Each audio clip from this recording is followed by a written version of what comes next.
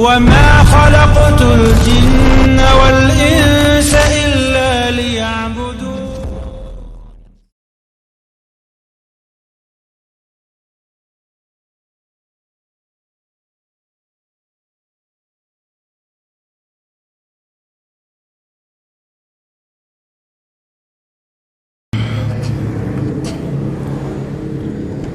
Assalamualaikum warahmatullahi wabarakatuh. Innal hamdalillah nahmaduhu wa nasta'inuhu wa nastaghfiruh wa na'udzu billahi min shururi anfusina wa sayyiati a'malina. May yahdihillahu fala mudilla lahu wa may yudlil fala hadiya lahu. Asyhadu an la ilaha illallah wahdahu la syarika lahu wa asyhadu anna Muhammadan abduhu wa rasuluh. Sallallahu wasallam alaihi wa ala alihi wa ashabihi wa man tabi'a hudahu ila yaumiddin. Ya ayyuhalladzina amanu taqullaha haqqa tuqatih wa la tamutunna illa wa antum muslimun. Ya ayyuhan nasu ittaqu rabbakum alladzi khalaqakum min nafsin wahidah خلق منها زوجها وبث منهما رجالا كثيرا ونساء واتقوا الله الذي تساءلون به والأرحام إن الله كان عليكم رقيبا. يا أيها الذين آمنوا اتقوا الله وقولوا قولا سديدا يصلح لكم أعمالكم ويغفر لكم ذنوبكم ومن يطع الله ورسوله فقد فاز فوزا عظيما. أما بعد فإن أصدق الحديث كتاب الله وخير الهدي هدي محمد صلى الله عليه وسلم وشر الأمور محدثاتها وكل محدثة بدعة وكل بدعة ضلالة وكل ضلالة في النار. Ma'asyiral ikhwan wal akhwat, kaum muslimin wal muslimat rahimakumullah. Pertama-tama puji dan syukur mari kita persembahkan kepada Allah Subhanahu wa taala yang dengan inayah dan taufiknya Allah Subhanahu wa taala masih memberikan kepada kita bimbingan sehingga kita bisa melaksanakan salah satu rutinitas kita, yaitu dalam rangka mencari ilmu dalam memperdalam agama Allah Subhanahu wa taala. Dan alhamdulillah kita masih ada di awal-awal dari bulan Syawal. Saya mengingatkan kepada seluruh jamaah, ikhwan dan akhwat, hendaklah di saat Ramadan berlalu dan di saat kita ada di awal-awal bulan Syawal ini, kita senantiasa berharap kepada Allah Subhanahu wa taala agar ibadah-ibadah kita yang dilakukan di bulan Ramadan diterima oleh Allah Subhanahu wa taala. Dan juga diiringi dengan rasa takut, sehingga rasa takut ini mendorong kita untuk bertaubat kepada Allah Subhanahu wa taala dari segala kekurangan-kekurangan yang kita lakukan di bulan Ramadan. Karena tidak menutup kemungkinan dan ini tidak mustahil, selama kita bulan Ramadan kita tidak maksimal mengisi bulan Ramadan dengan ibadah. Bahkan mungkin di antara kita ada yang mengisi Ramadan itu dengan maksiat kepada Allah Subhanahu wa taala. Jadi setelah berakhirnya Ramadan, datangnya Idul Fitr atau bulan Syawal, langkah pertama yang harus dilakukan adalah taubat. Taubatan nasuha, karena dia telah melakukan kesalahan-kesalahan dan maksiat-maksiat di bulan Ramadan. Ini pengingat bagi kita semua. Dan kita pun berharap kepada Allah Subhanahu wa taala agar kita disampaikan ke bulan Ramadan yang akan datang. Dan juga salawat beserta salam semoga tercurah limpahkan kepada junjungan kita, yakni Nabi besar Muhammad sallallahu alaihi wasallam beserta keluarga, sahabat, para pengikut dan umatnya yang senantiasa mengikuti sunnah-sunnahnya dan semoga kita semua termasuk umatnya yang senantiasa mengikuti sunnah Nabi SAW di tengah banyak orang-orang yang sudah menganggap sunnah ini sebagai hal yang asing, di tengah banyak orang-orang yang sudah menjauhi sunnah Nabi SAW. Mudah-mudahan kita semua termasuk orang-orang yang diselamatkan oleh Allah dari fitnah-fitnah akhir zaman. Ma'asyiral muslimin, ikhwan dan akhwat, kaum muslimin wal muslimat rahimakumullah. Pembahasan kitab Tauhid masih ada di dalam bab man haqqaqa tauhida dakhala al-jannata bighairi hisab. Ya. Judul asli dari pembahasan kita ini adalah barang siapa yang merealisasikan atau yang mengamalkan sesungguhnya ketauhidan, maka dia akan dijanjikan masuk surga tanpa hisab. Ya, tapi saya membuat judul keutamaan mengamalkan tauhid dengan sesungguhnya. Dan ini sudah kita bahas di pertemuan yang sebelumnya, yaitu pembahasan tafsir surah An-Nahl ayat 120 tentang sifat Nabi Ibrahim alaihissalam. Baik. Kita lanjutkan pembahasan kita masih dalam bab keutamaan mengamalkan tauhid dengan sesungguhnya, atau keutamaan merealisasikan tauhid. Ya, apa yang akan diperoleh oleh seseorang yang betul-betul mewujudkan tauhid dalam kehidupannya sehari-hari. Dalam bahasa Arabnya disebut tahqiqut tauhid. Ya, merealisasikan atau mengamalkan sesungguhnya ketauhidan. Qala al-musannif rahimahullahu ta'ala, al-musannif rahimahullahu ta'ala berkata, yaitu Syekh Muhammad At-Tamimi rahimahullah, wa qala ta'ala walladzina hum birabbihim la yusyrikun.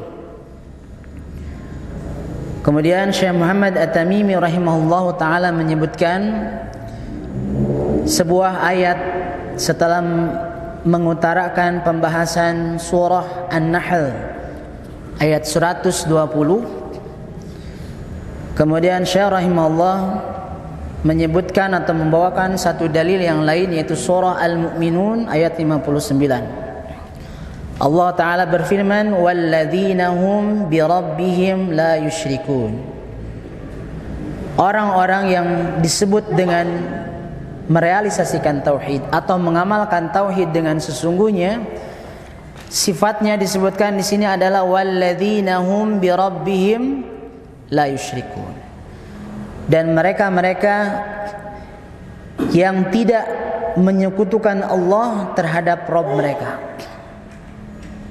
Ini terjemah dari surah Al-Mu'minun ayat 59. Allah mengatakan walladzina hum birabbihim la yusyrikun, dan orang-orang yang tidak menyekutukan Allah dengan Rabb mereka. Ini ayat yang sangat pendek namun syarat akan makna atau faidah. Nah, di sini syarih menyebutkan bahwa yang dimaksud dengan ayat walladzina hum birabbihim la yusyrikun, jadi orang-orang yang mengamalkan ketauhidan dengan sesungguhnya, mereka akan termasuk orang-orang yang akan lebih dahulu masuk surga. Ya, jadi itu keutamaan yang harus kita fahami. Dan yang ingin kita peroleh adalah keutamaan tersebut. Agar memperoleh keutamaan tersebut, bagaimana cara mereka mengamalkan ketauhidan dengan sesungguhnya. Di dalam pembahasan sebelumnya kita mempelajari sifat Nabi Ibrahim yang sebagai ummatan, qanitan, hanifan. Ya. Nah, di dalam ayat ini Allah pun menyebutkan orang-orang yang akan pertama kali atau mendahului seluruh manusia masuk surga, bahkan mereka akan masuk surga tanpa hisab. Allah menyebutkan walladzina hum birabbihim la yusyrikun, dan mereka-mereka yang tidak menyekutukan Allah Subhanahu wa taala.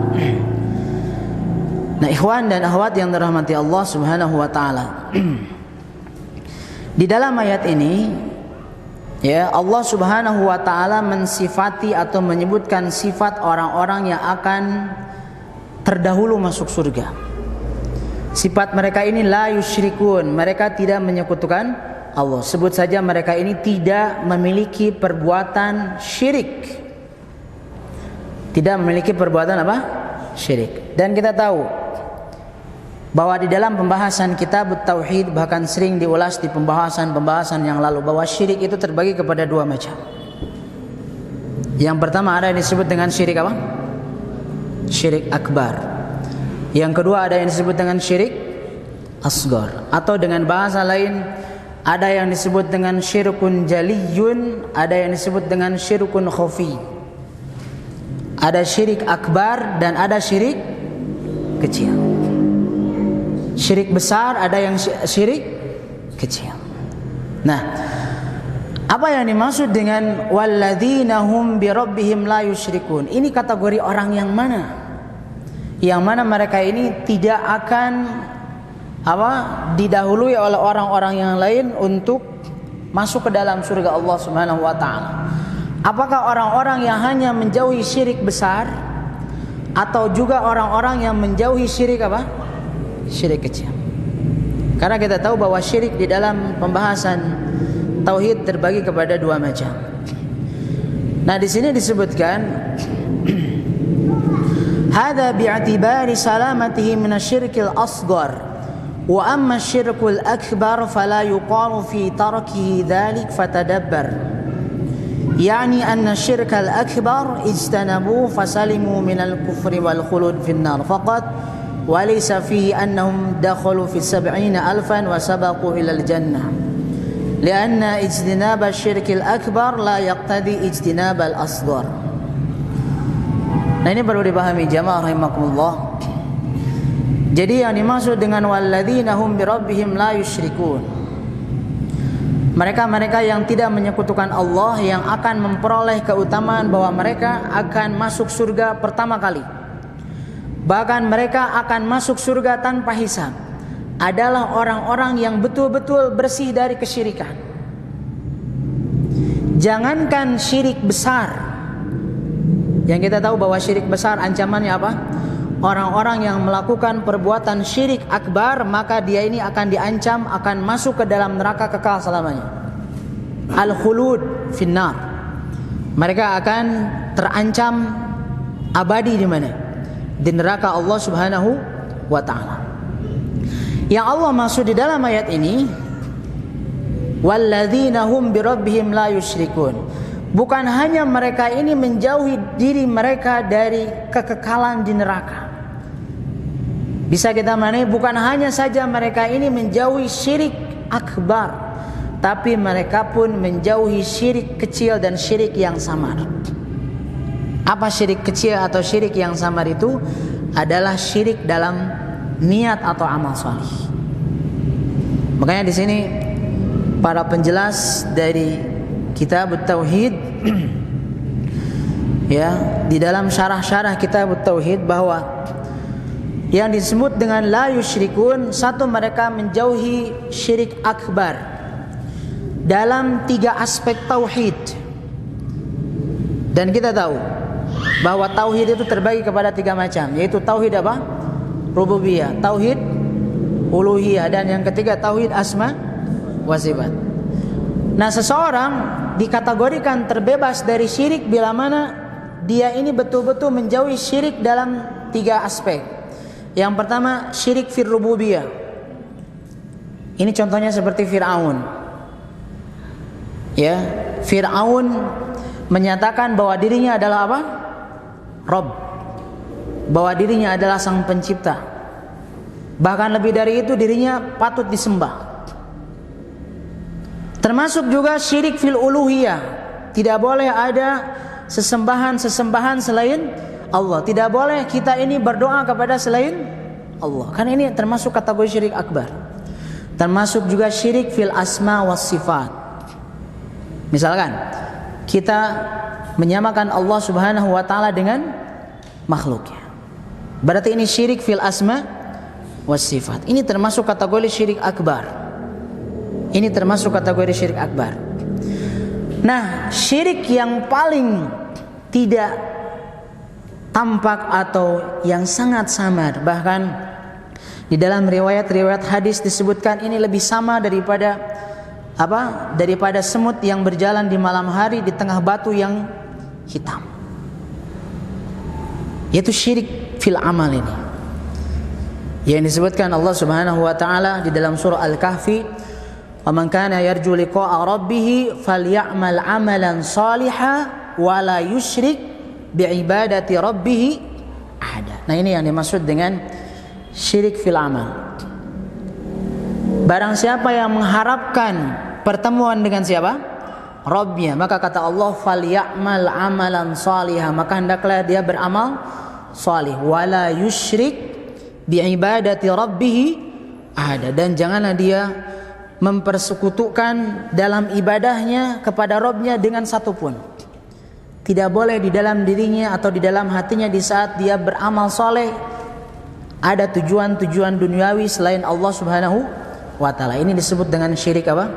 Syirik asghar. Nah, orang yang Allah sebutkan sifatnya dalam surah Al-Mu'minun ini adalah walladzina hum birabbihim la yusyrikun. Mereka itu menjauhi satu syirik akbar yang meliputi 3 aspek, yaitu syirik fil rububiyah, syirik fil uluhiyah, dan syirik fil asma was sifat. Dan juga yang paling berat itu adalah syirik di dalam amal saleh. Jadi jamaah rahimakumullah, jadi syarat untuk orang-orang yang masuk ke surga Allah Subhanahu wa taala as-sabiqunal awwalun, atau masuk kepada sab'ina alfan yadkhuluna al-jannata bighairi hisab, yang masuk kepada 70.000 orang ya, yang masuk surga tanpa hisab. Ini ternyata betul-betul harus menjauhi kesyirikan sekecil apapun, termasuk syirik dalam beramal saleh.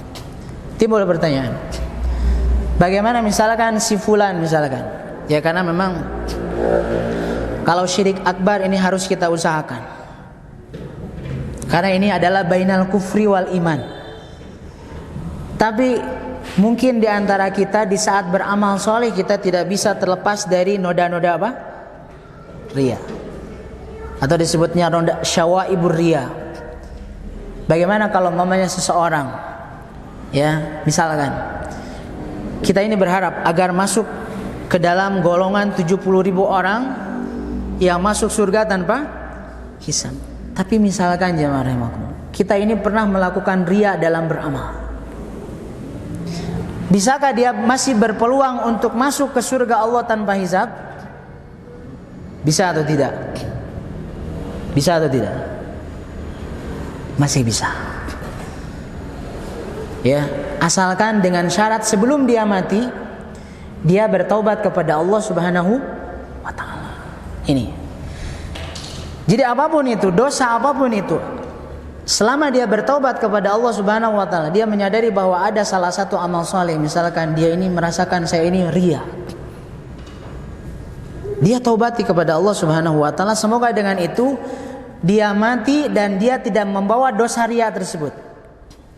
Dan semoga dengan itu dia masuk kepada kategori orang walladzina hum birabbihim la yusyrikun. Ya.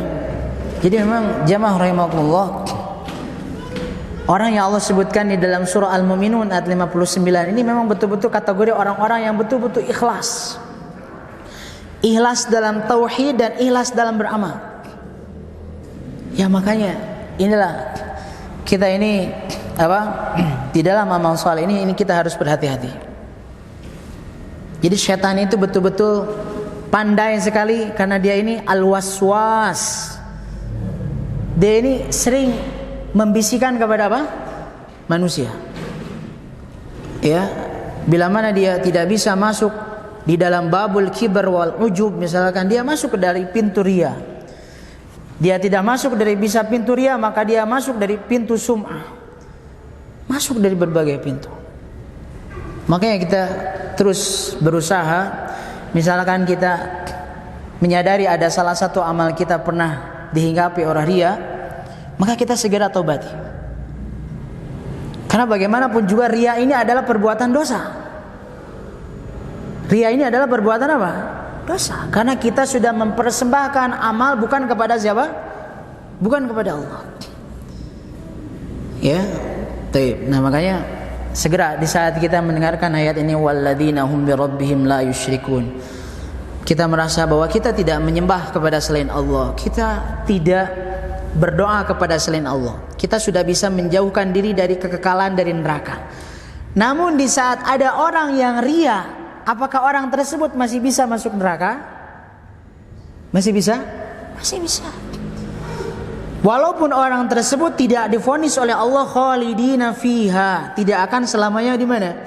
Di neraka. Dan yang Allah sebutkan yang keutamaan orang-orang yang merealisasikan atau mengamalkan tauhid sesungguhnya ini, mereka tidak sama sekali masuk neraka. Dan mereka masuk surga tanpa apa? Tanpa hisab. Semuanya mau seperti itu? Masya Allah. Tidak ada yang menolak kan? Iya. Nah makanya kalau kita merasa memiliki amalan yang pernah dihinggapi dia, segala taubati. Semoga kita dimasukkan oleh Allah kepada 70.000 orang yang masuk surga tanpa hisab. Lalu penjelasan berikutnya, qala al-musannif rahimahullahu taala. Ya, al-musannif Syekh Muhammad At-Tamimi rahimahullahu taala berkata, setelah kita menjelaskan tentang surah Al-Mu'minun ayat 59, lalu Syekh Muhammad At-Tamimi rahimahullah ta'ala membawakan sebuah hadis yang diriwayatkan oleh Imam Bukhari dan Imam Muslim, yang lafadznya ini adalah lafadz Imam Muslim. Di sini disebutkan An Husain bin Abdurrahman. Hadis ini diterima dari seseorang tabi'in yang bernama Husain bin Abdurrahman. Qala kuntu 'inda Sa'id bin Jubair. Pernah saya bersama Sa'id bin Jubair. Ya, pernah saya bersama Sa'id bin Jubair. Ini adalah salah seorang sahabat Nabi sallallahu alaihi wasallam. Jadi tabi'in yang pernah berjumpa dengan sahabat Nabi yang bernama Sa'id bin Jubair. Faqala, lalu ia berkata atau bertanya, ayyukum ra'al kawkab alladhi inqadda al-bariha. Ya. Kata beliau bertanya, siapa di antara kalian yang melihat bintang yang jatuh di malam tadi? Ya, jadi seperti ada bintang yang apa? Yang jatuh. Fakultu, lalu beliau menjawab, ana, saya. Summa qultu, kemudian beliau berkata, amma inni lam akun fi salatin walakinni ludigtu. Ya, adapun saya bukan dalam keadaan sedang salat, walakinni ludigtu. Namun saya terkena gigitan. Ya, terkena apa? Terkena gigitan. Qala famadha sana'ta, lalu apa yang Anda lakukan? Qultu irtaqaitu. Saya melakukan apa? Ruqyah. Melakukan apa? Ruqyah. Lalu beliau ditanya, qala fama hamalaka ala dzalik? Lalu apa yang menyebabkanmu di saat terkena gigitan lalu membaca apa? Ruqyah. Beliau beralasan, qultu hadisun haddasanahu asy-Sya'bi. Saya pernah menerima hadis dari seseorang yang terkenal yang bernama Asy-Sya'bi. Ini salah seorang tabi'in yang faqih, tabi'in yang hafiz. Ya, Husain, jadi dia itu terkena gigitan lalu dia meruqyah dirinya sendiri. Membaca apa? Ruqyah. Lalu apa yang menjadi dasar dia meruqyah dirinya sendiri? Wa ma haddatsakum. Ya, dia mendapatkan keterangan dari Asy-Sya'bi dan dia menyampaikan apa yang diriwayatkan dari Sya'bi.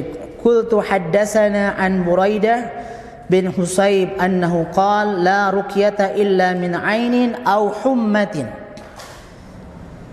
Kata beliau, ya, tidak ada ruqyah yang bermanfaat kecuali disebabkan ain atau hummah. Atau hummah ini adalah racun atau bisa disebabkan gigitan hewan beracun.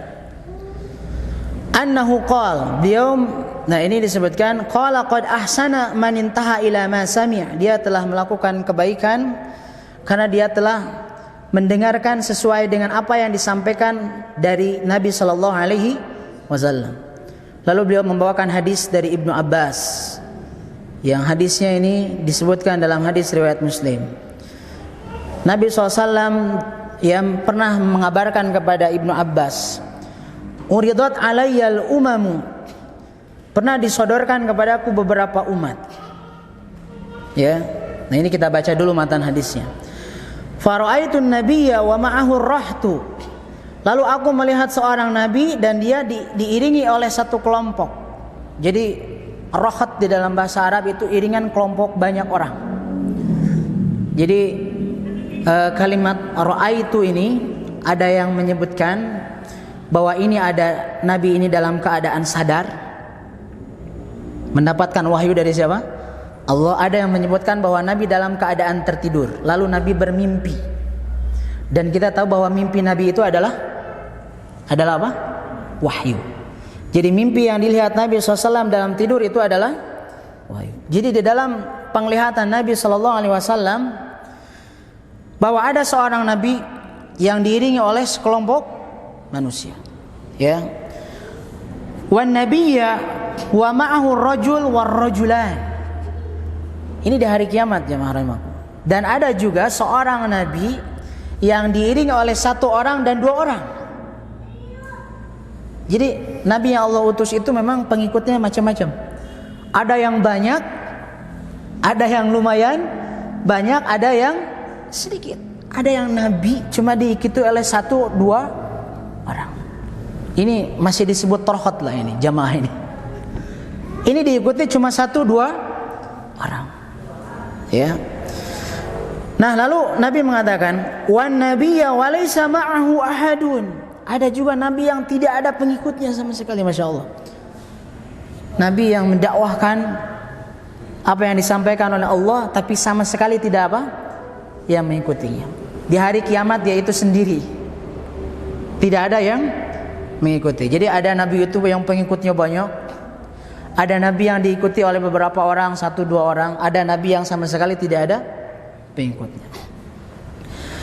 Nah, lalu kata Nabi SAW, idrufi ali sawadun azim. Lalu ya disodorkanlah kepadaku, maksud diangkatkan, diperlihatkan ada sawadun azim. Sawadun azim ini kelompok yang sangat banyak.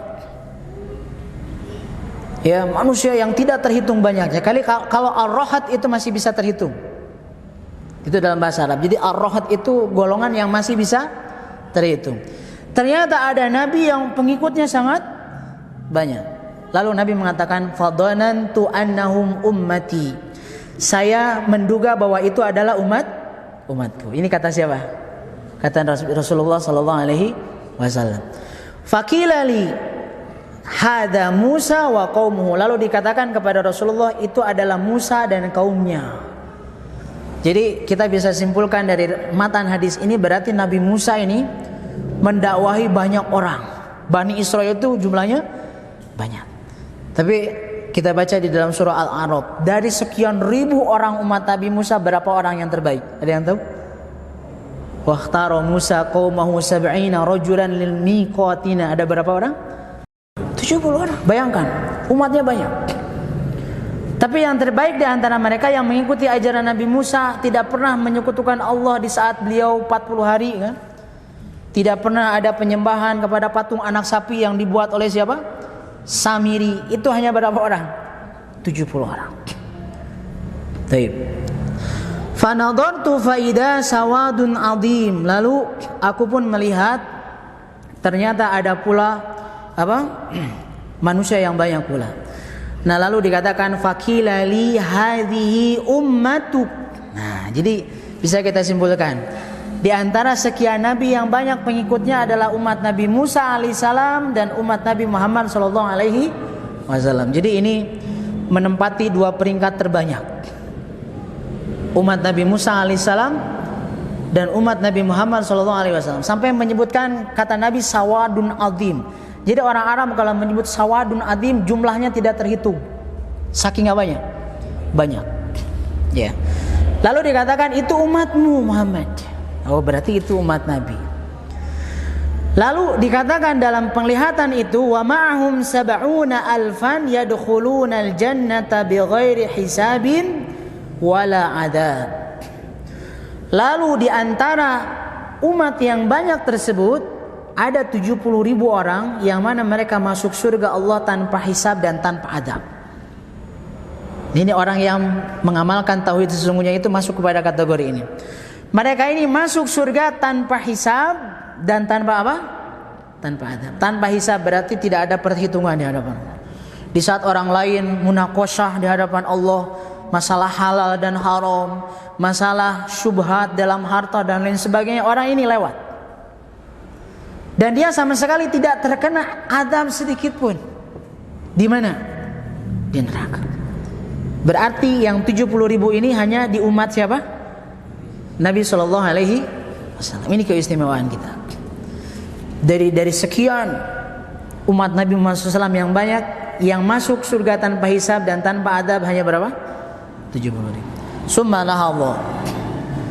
Ya, lalu Nabi SAW bangkit, fadakhala manzilahu, lalu beliau ya masuk ke dalam rumahnya, fakhadun nas fi ulaik. Lalu orang-orang memperbincangkan mengenai 70.000 itu. Aduh. Jadi kan ini jadi viral kan, Pak? Siapa kira-kira yang masuk 70.000 orang yang masuk surga tanpa hisab dan tanpa adab?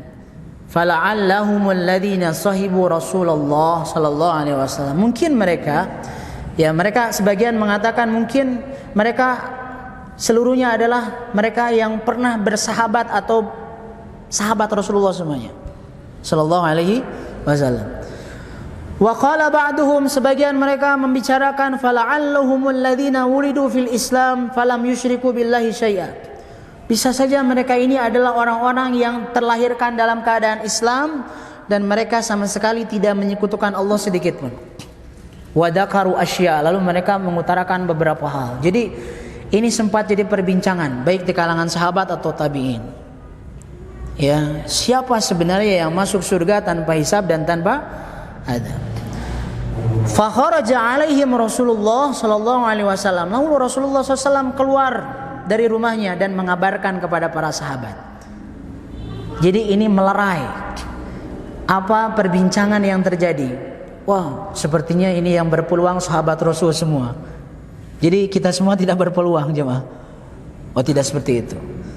Atau mereka-mereka yang terlahir dalam keadaan Islam dan mereka tidak menyekutukan Allah. Lalu Rasulullah SAW menyampaikan, mengklarifikasi siapa sebenarnya yang masuk sab'una alfan yadkhuluna al-jannata bighairi hisabin wala adzab itu. Kata Nabi SAW. Nah ini penjelasan dari Nabi. Faqal, lalu Nabi menegaskan, hum, mereka itu alladzina la yastarqun, mereka ini yang tidak meminta diruqyah. Mereka yang tidak meminta diruqyah. Wala yaktawun, dan mereka tidak menggunakan besi panas dalam pengobatan. Dalam istilah orang-orang Arab ada yang disebut dengan al-kai. Kai itu pengobatan yang paling paling menyakitkan sebenarnya. Nabi menganjurkan jangan sampai ada orang sakit ringan langsung segera dia mengkai, seperti menyetrika begitu, Pak.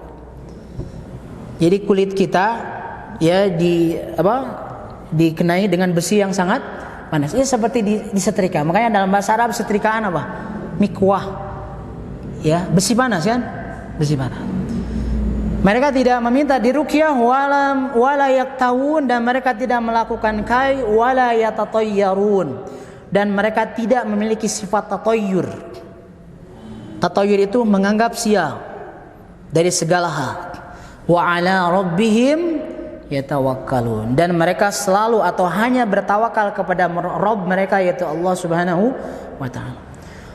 Faqama Ukasyah ibnu Muhsin ibnu Mihsan, lalu ada seorang sahabat yang bernama Ukasyah bin Mihsan. Ya, faqal, lalu dia berkata, ya Rasulullah, ud'ullaha ayyaj'alani minhum. Wahai Rasulullah, doakanlah kepada Allah agar saya termasuk itu. Jadi ada sahabat yang berdiri, Pak. Ya, di saat Nabi menyebutkan humul ladzina la yastarquna wa la yaktawuna wa la yatatayyarun wa ala rabbihim tawakkalun. dia langsung segera, ya Rasulullah doakan saya agar saya termasuk golongan itu. Lalu apa kata Nabi SAW? Anta minhum, engkau termasuk salah seorang dari 70. Waduh, ini gembira ya. Jadi pulang ke rumah dari majelis ini dia wah tenang, karena sudah masuk, sudah dapat jaminan bahwa Ukasha itu yang disebutkan oleh Nabi itu masuk golongan 70.000 orang itu. Ya. Nah, melihat Ukasha berdiri, lalu ada sahabat yang lain yang sama berdiri. Summa qama rajulun akhar, ya Rasulullah doakan saya. Jadi semuanya jadi mereka ingin doakan saya agar termasuk ya orang-orang yang masuk surga tanpa hisab. Lalu apa kata Nabi? Sabaqaka bika Ukasha. Engkau telah didahului oleh siapa? Oleh Ukasha. Jadi kalau begitu Nabi, oh iya engkau termasuk. Jadi kalau seperti itu orang hanya enaknya saja. Ya, jadi Nabi hanya mengatakan anta minhum. Kepada siapa? Ukasha. Untung Ukasha berdiri pertama. Kalau berdiri berikutnya belum tentu. Ya, taib. Nah, ini hadis ini diriwayatkan dalam kitab Bukhari dan Muslim, dan lafaz ini ada lafaz Imam Muslim. Ya, taib. Penjelasannya di sini cukup panjang. Ya, cukup panjang. Nah, apa penjelasan hadis ini? Disebutkan di dalam beberapa syuruh kitab Tauhid, bisa antum baca di dalam Fathul Majid atau Qaul Mufid karya Syekh Utsaimin rahimahullahu taala. Jadi hadis yang panjang ini menjelaskan sifat ya orang-orang yang masuk surga tanpa hisab. Ini termasuk orang-orang yang mengamalkan ketauhidan sesungguhnya. Jadi mengamalkan ketauhidan dengan sesungguhnya itu ada beberapa cabang yang harus dilakukan. Yang tadi disebutkan walladzina hum bi rabbihim la yusyrikun. Nah, termasuk yang ada di dalam hadis ini, jamaah rahimakumullah. Ya. Nah, di sini ya kita menyoroti beberapa hal yang ada di dalam hadis riwayat Muslim yang diriwayatkan dari Ibnu Abbas radhiyallahu taala anhuma. Ya. Kalau kita boleh garis bawahi di sini bahwa yang disampaikan oleh ya seorang tabi'in tadi yang bernama siapa? Husain bin Abdurrahman di saat bertemu dengan sahabat Sa'id bin Jubair, bahwa ya beliau ini terkena gigitan mungkin kalajengking atau hewan yang beracun. Jadi beliau ini melakukan apa? Ruqyah. Ya, melakukan apa? Ruqyah. Nah, itu ditanyakan kenapa dia ini melakukan ruqyah. Ternyata beliau ini menyampaikan ada hadis yang diterima dari sahabat Buraidah bin Husayb bahwa Nabi pernah mengatakan la ruqyata illa min ainin aw humma. Ruqyah ini bermanfaat dalam dua hal. Yang pertama ain, yang kedua humma. Antum mesti pahami ya. Kalimat yang ada di dalam hadis la ruqyata ini, di dalam hadis ini hadis diriwayatkan oleh Imam Ahmad di dalam Al-Musnad. Ya, la ruqyata illa min ainin aw humma. Ini bukan berarti menafikan bahwa bila mana seseorang meruqyah di selain dua perkara ini tidak bermanfaat, bukan. Jadi di antara ruqyah yang bermanfaat adalah di antaranya ruqyah yang dilakukan oleh seseorang yang terkena ain. Apa itu ain? Itu pandangan yang jahat yang menyebabkan seseorang jadi ditimpa buruk. Biasanya pandangan orang-orang yang hasud. Ya. Bila mana seseorang terkena ain lalu dia membaca ruqyah dengan dirinya sendiri, ini akan bermanfaat. Ya, ini yang dimaksud. Lalu ruqyah ini bermanfaat di saat seseorang terkena hummah. Itu terkena gigitan hewan yang beracun, sengatan yang beracun, baik itu lebah ataupun umpamanya. Di sini diistilahkan humma ini diidentikan dengan gigitan apa? Gigitan kalajengking. Sengatan apa? Kalajengking.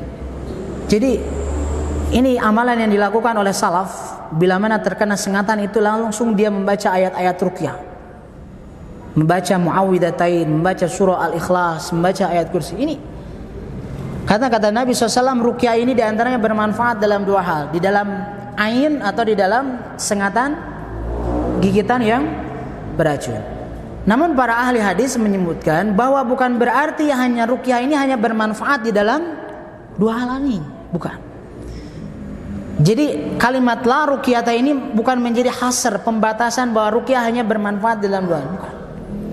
Ya, misalkan seseorang yang terkena sihir atau umpamanya yatakhabbatuhu syaitan minal mas, orang yang kerasukan apa? Syaitan, ini bisa dibacakan ayat-ayat ruqyah.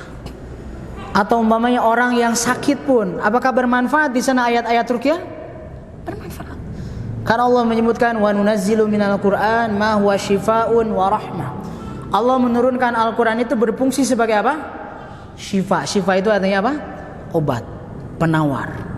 Dan bukan hanya mengobati hati seseorang yang kufur, hati seseorang yang nifak, diobati dengan ayat-ayat Allah, tapi juga badan yang sakit pun bisa diobati dengan ayat-ayat Allah. Jadi kalimat hadis la ruqyata illa min ainin aw hummah itu bukan berarti pembatasan. Ya. Nah, lalu ya beliau menceritakan lagi hadis tentang masalah ruqyah ini. Nah, ini jadi kaitannya ada hadis dengan masalah apa?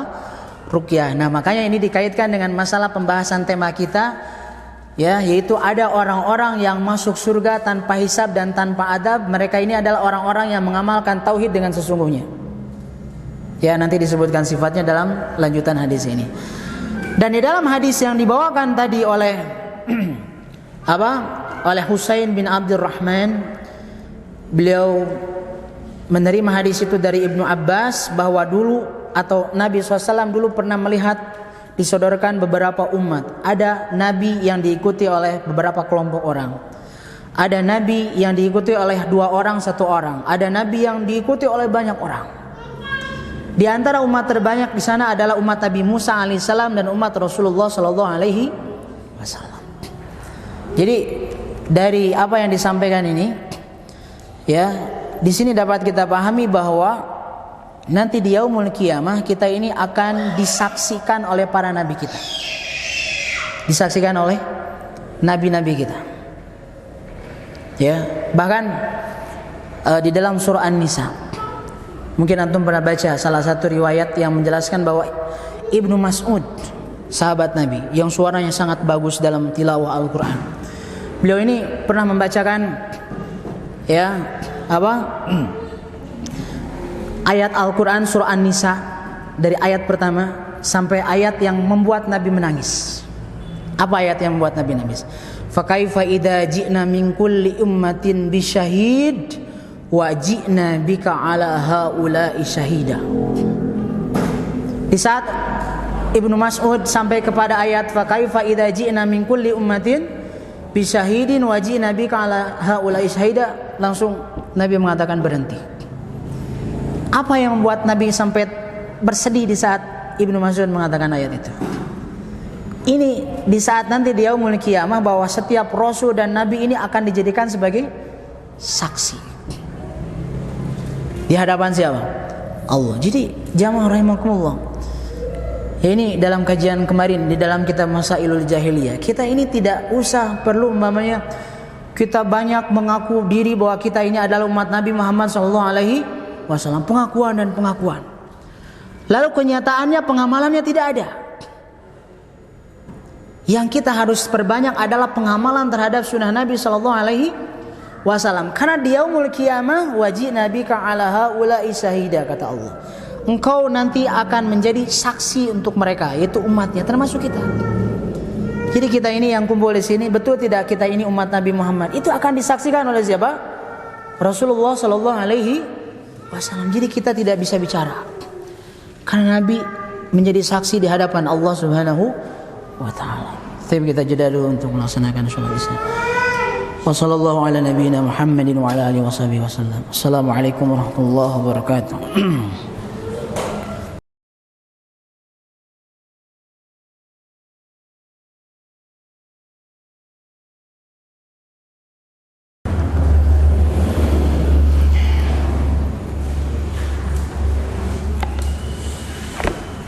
Assalamualaikum warahmatullahi wabarakatuh. Alhamdulillah, wassalatu wassalamu ala Rasulillah wa ala alihi wa sahbihi wa man tabi'ahu lahu wa ba'd. Ikhwani wa akhwati fillah, yang dirahmati Allah Subhanahu wa taala. Kita lanjutkan kembali pembahasan hadis mengenai orang-orang yang masuk surga Allah Subhanahu wa taala, 70.000 orang yang masuk surga tanpa hisab dan tanpa azab. Nah, tadi disebutkan bahwa setiap manusia akan dikumpulkan bersama nabinya masing-masing, dan setiap rasul itu akan menjadikan saksi, ya, akan menjadi saksi bagi seluruh manusia yang mengikuti nabi-nabi tersebut. Dan tadi disebutkan di dalam bagian hadis yang panjang ini bahwa di antara umat Nabi sallallahu alaihi wasallam atau di antara umat nabi-nabi yang terbanyak adalah umat Nabi Musa alaihissalam dan umat Rasulullah sallallahu alaihi wasallam.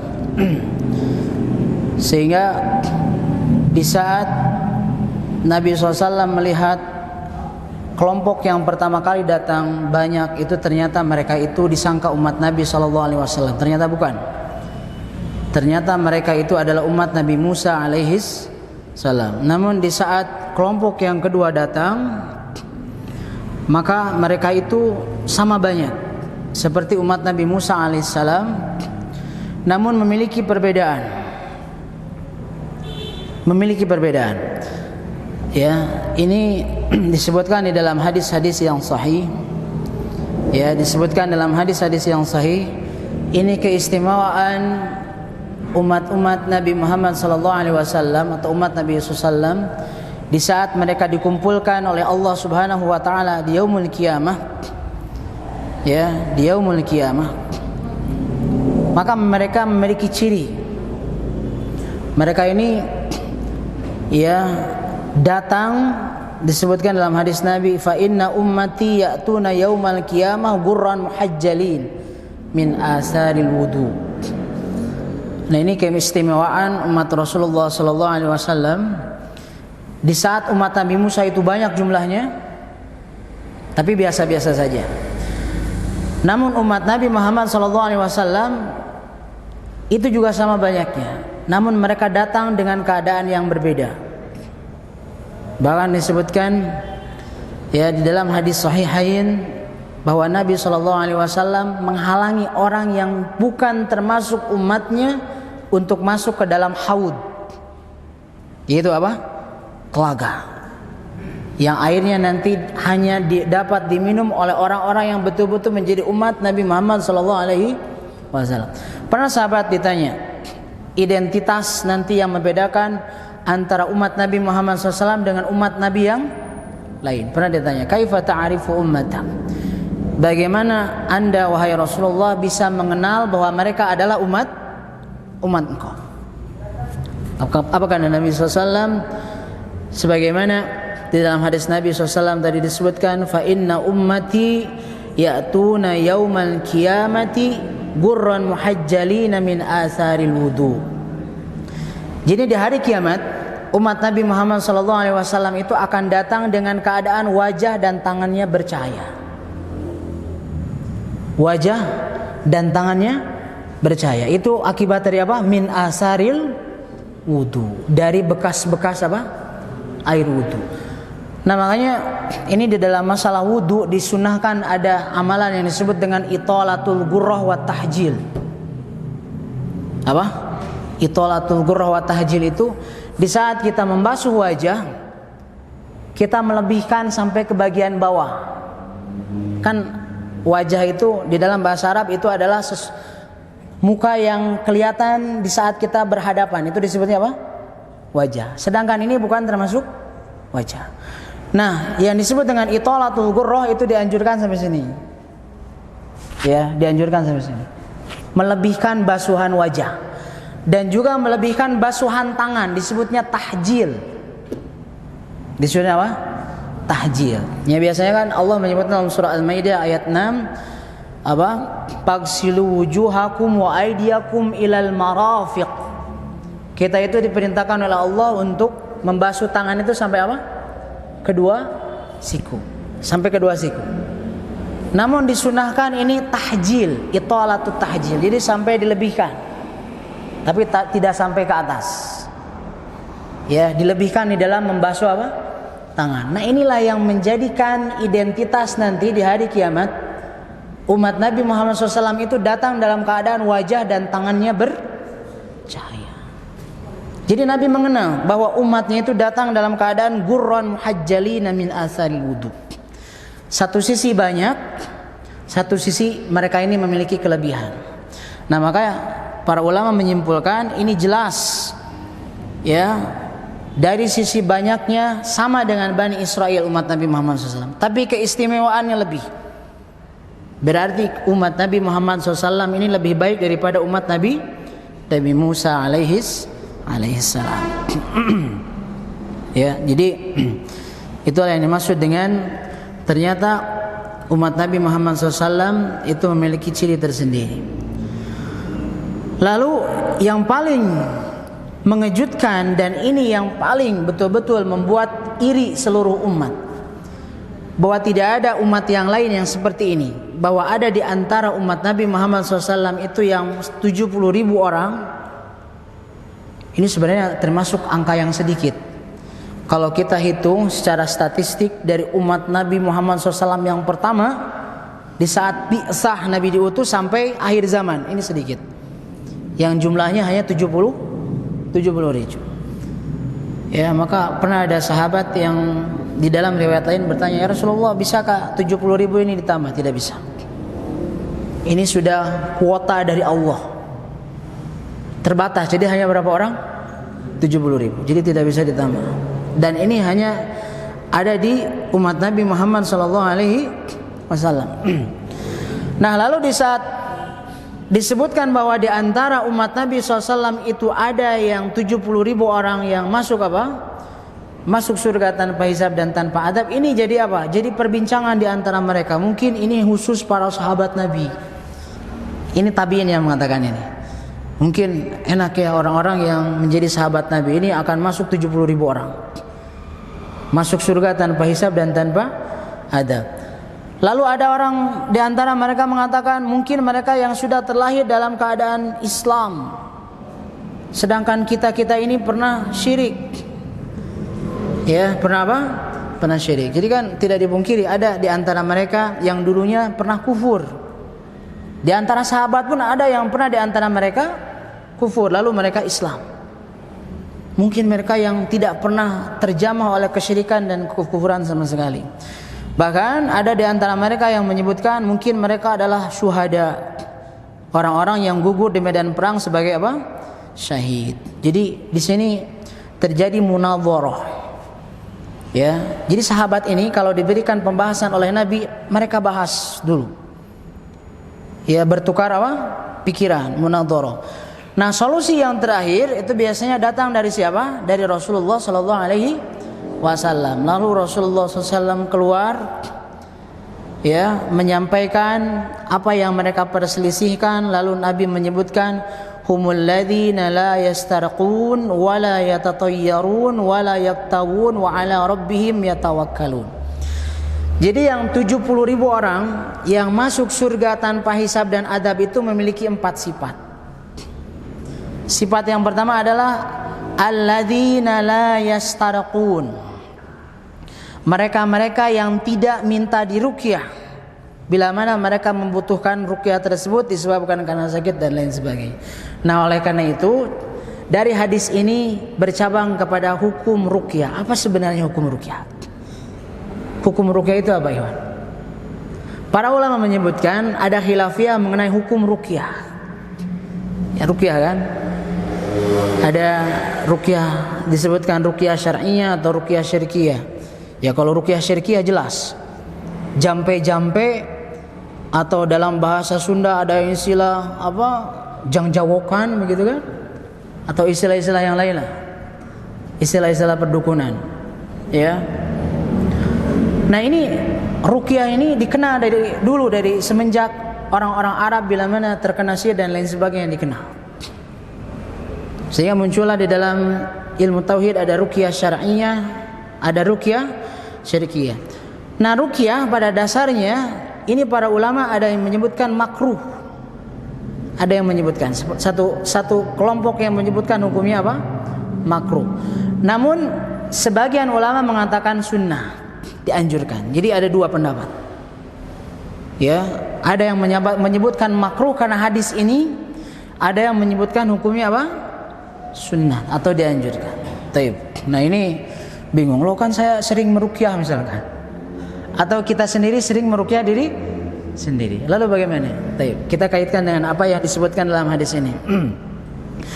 Bila mana ruqyah ini diasumsikan itu hal yang sangat dianjurkan atau mustahab, maka seseorang bila mana melakukan ruqyah tersebut, maka dia akan mendapatkan pahala dari Allah Subhanahu wa taala. Ya. Namun ulama menyebutkan kalimat mustahab ini dengan syarat. Syaratnya apa? Ruqyah yang dilakukan ini diizinkan secara syar'i. Ini dicatat ya. Jadi ruqyah yang dianjurkan itu diizinkan secara syar'i. Jadi bukan ruqyah syirkiyah. Ruqyah itu menggunakan ayat-ayat Allah dan doa-doa yang disebutkan di sana nama-nama dan sifat Allah. Ya, makanya Imam Suyuti rahimahullah menyebutkan, ya, para ulama membolehkan ruqyah yang dianjurkan ini bila mana memenuhi 3 syarat. Yang pertama, ruqyah tersebut menggunakan bahasa Arab. Ruqyah tersebut menggunakan bahasa Arab. Jadi kalau umpamanya ada ruqyah menggunakan bahasa-bahasa yang tidak dikenal, bahasa Persia, apalagi hurufnya singpuriwal gitu, jangan itu. Ya, antum sendiri tidak paham kan? Apa yang dimaksud itu? Ya, harus dengan bahasa Arab. Wa bima ya'rifun nas, dan bisa dikenali oleh manusia. Jadi kita tahu, oh ini ayat, oh ini hadis Nabi, ini pernah diucapkan oleh Nabi, harus dikenal. Jadi tidak semua bahasa Arab ini diperbolehkan. Bisa saja bahasa Arab itu isinya kesyirikan, betul kan? Karena banyak sekarang orang misalkan gini, ini bahasa Arab sampai masya Allah ya, orang di antara kita mamanya menyebut orang apa yang berbahasa Arab itu semuanya Quran. Betul kan? Sampai mamanya awas itu ada Quran, padahal itu isinya berita bahkan. Bukan apa? Bukan Quran. Bisa saja orang ini ruqyah, padahal isinya cerita dan misalkan kisah misalkan yang isinya bukan doa-doa atau nama-nama Allah atau sifat Allah. Makanya selain bahasa Arab juga harus diketahui ini sumbernya dari mana. Jadi kalau kita belum ada sumbernya jangan diamalkan. Yang kedua, alla yakuna fiha syai'un mamnu'un mimma yakunu syirkan aw wasilatan ila syirk. Kata Imam Suyuti, yang kedua, syarat ruqyah itu dianjurkan atau diperbolehkan, tidak boleh di dalamnya terdapat hal yang mengandung kesyirikan atau bisa jadi kita termediasi kepada kesyirikan. Misalkan menyebut di sana nama-nama misalkan malaikat, tidak boleh. Ya, tidak boleh. Ingat, ruqyah itu hanya kita meminta kepada siapa? Kepada Allah. Isti'anah. Taib. Lalu yang ketiga, ayyakuna mu'tamidan 'ala Allah wa la ya'taqidu annaha tu'thiru bi nafsiha wa innama bi idznillah. Ini ya kita di saat ingin meruqyah diri sendiri. Ingat 3 perkara ini. Selain yang kedua tadi tidak boleh ada yang mengandung unsur apa? Kesyirikan, tidak boleh. Yang ketiga, kita ini harus betul-betul menyandarkan diri kepada Allah, jangan meyakini bahwa itulah yang memberikan pengaruh. Misalkan, ya kita walaupun membaca ayat-ayat Quran, jadi kita hanya menjadikan ayat-ayat itu sebagai sebab saja. Misalkan kesembuhan itu hanya datang dari siapa? Allah. Dengan izin, biidznillah. Ya, dan ini Imam Suyuti menyebutkan 3 syarat. Yang pertama harus dengan bahasa Arab yang dikenali sumbernya. Yang kedua, tidak boleh ada hal-hal yang mengandung kesyirikan. Yang ketiga, dia harus bersandar kepada Allah, menyandarkan kesembuhan itu dengan izin Allah, bukan dengan ayat itu. Ayat itu hanya sebab saja. Ya, baik. Nah, makanya para ulama menyebutkan bagaimana dikaitkan ya dengan hadis ini. Wala yastarkun.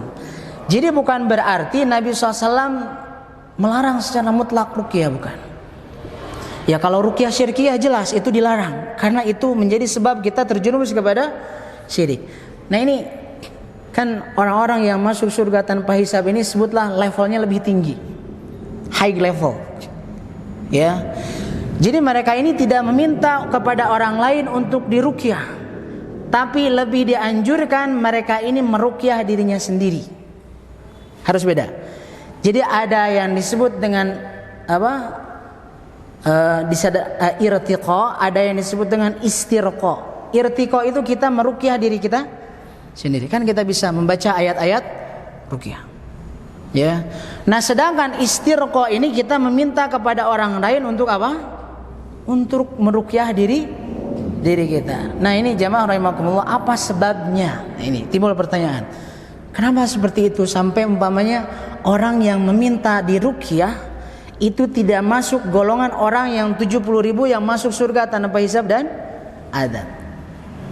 Ini coba kita renungkan bahwa begini, seseorang di saat dia meminta kepada orang lain, ya kan, umpamanya cobalah ruqyah saya misalkan, padahal dia sendiri masih bisa untuk meruqyah dirinya sendiri. Maka di sini disebutkan oleh para ulama, li'anna al-mas'ala fiha iftiqarul qalbi ila ghairillahi jalla wa ala wa huwa naw'un minal hajati li ghairillah wal haja qad takunu syirkan wal muslim yajibu an yakuna ghaniyan 'anil khalqi kullihim lillahi jalla wa ala wa yakunu faqru ila Allahi wahda. Ini masyaallah, sifat ini memang betul-betul sulit, tapi bisa kita lakukan. Jadi di saat kita meminta kepada orang, berarti kita ini masih ada ketergantungan kepada selain Allah. Betul kan? Kepada selain Allah. Kita butuh kepada siapa? Orang lain. Karena seseorang dalam keadaan butuh ini, misalkan bisa saja orang ini di dalam keadaan butuh, bisa saja kebutuhan ini bisa saja menjerumuskan dia kepada kesyirikan. Betul kan? Ini tidak sedikit orang-orang yang misalkan memiliki kebutuhan mendesak, apapun dia lakukan asalkan kebutuhannya itu terpenuhi. Ini kenyataan. Orang misalkan saking butuhnya apapun dia lakukan, ya, asalkan kebutuhannya apa? Terpenuhi. Nah, orang-orang yang sifat yang pertama wala yastarqun, mereka ini tidak meminta kepada orang lain untuk diruqyah, tapi hanya dia meruqyah dirinya sendiri. Makanya kalau ditanya, boleh tidak kita meminta ruqyah? Boleh, tapi kita tidak masuk ini. Makanya lebih dianjurkan kita meruqyah diri kita sendiri. Bisa dipahami? Nah, itu yang maksud wala yastarqun. Tapi kasusnya berbeda. Bila mana misalkan begini, kita itu dalam keadaan sakit. Dalam keadaan sakit atau umpamanya terindikasi kita ini terkena ain atau terkena sihir. Lalu ada orang sekonyong-konyong datang kepada kita, biarkan saya yang meruqyah antum. Posisi kita yang sedang sakit meminta tidak? Tidak. Nah, ini masih termasuk. Jadi beda dengan orang yang meminta ruqyah dengan orang yang didatangi orang untuk diruqyah tapi dia tidak meminta.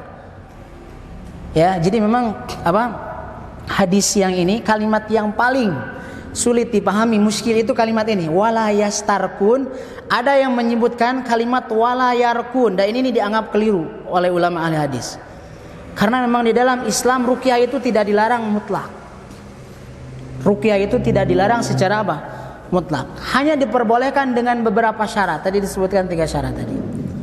Hanya saja kalau umpamanya seseorang ketauhidannya betul-betul kokoh, maka dia itu akan berusaha meruqyah dirinya sendiri. Jadi ruqyah yang terbaik, satu, diruqyah oleh diri kita sendiri. Yang kedua, ada seseorang yang datang tanpa diminta, dia ingin meruqyah diri kita, maka kita tidak termasuk istirqa. Kita meminta ruqyah kepada siapa? Kepada orang lain. Jadi ini jamaah rahimakumullah, dan memang ruqyah ini pengaruhnya memang berbeda-beda. Ini tergantung seberapa kuat keyakinan orang yang meruqyah tersebut, termasuk diri kita. Berarti ini tergantung ketauhidan kita kepada siapa? Allah. Ya, begitu. Nah, makanya ya jangan ditanya kalau umpamanya dengan masalah ruqyah syirkiyah ini sudah mutlak terlarang. Dan ini harus kita waspadai dan harus kita hati-hati. Misalkan ada mamanya seseorang yang ngasih doa, mamanya ini doa untuk ini, harus jelas. Walaupun itu doanya berbahasa apa? Arab. Kita ini mudah tertipu dengan bahasa Arabnya. Karena orang yang sudah bisa bahasa Arab bisa saja dia ngarang. Iya kan? Iya, karena kita tidak tahu terjemahnya, makanya tanyakan ini maksudnya apa. Ya, kalau sudah jelas ini adalah ayat-ayat Al-Quran, suratnya sudah disebutkan, ini doa-doa yang maksur, riwayat-riwayat hadis disebutkan, itu dibaca.